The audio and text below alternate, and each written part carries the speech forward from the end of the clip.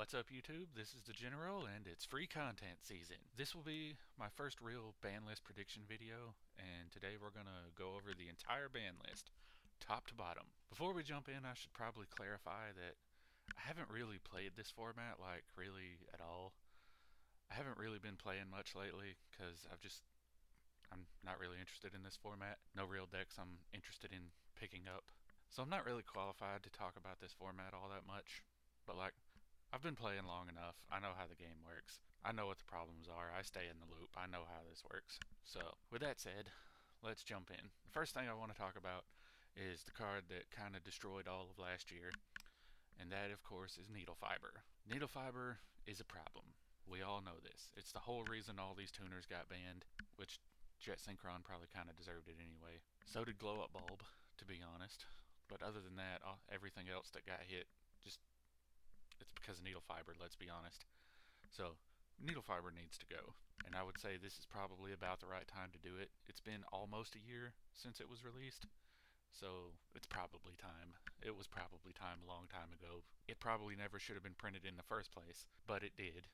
And here we are. Next, I want to talk about Anaconda. Predaplant Verte Anaconda is the only reason Dragoon is relevant. Let's be real here. Dragoon would not be played at all in any deck if not for Anaconda.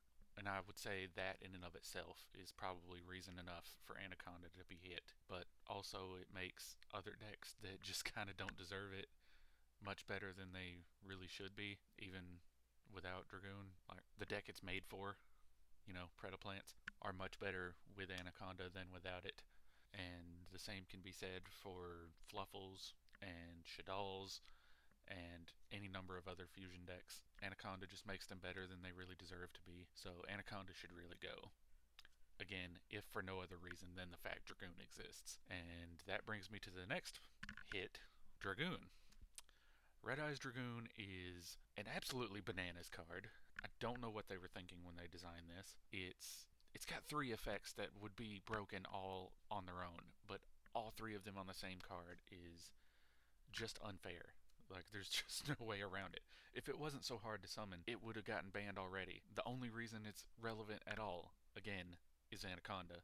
So, if we get rid of Anaconda, we don't need to get rid of Dragoon, because Dragoon would be unplayable without Anaconda. So, six is one, half a dozen another. Doesn't particularly matter either way. Get rid of one, get rid of either, get rid of both, doesn't matter.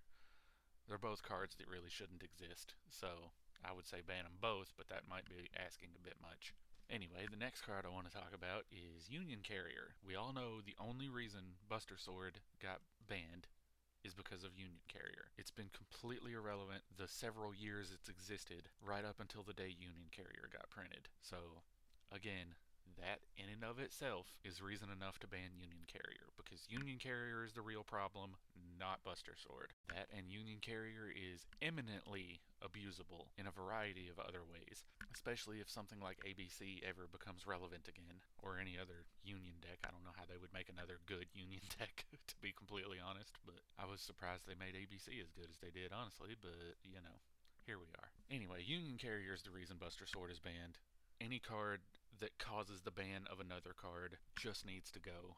Plain and simple. Bad cards should not be banned because good cards exist. Like, it's just Topologic Bomber Dragon caused the ban of several other cards. Does that mean we should ban Bomber Dragon? I don't know. Does Amaryllis or not Amaryllis, what is it? Phoenician Cluster Amaryllis, is that what it's called?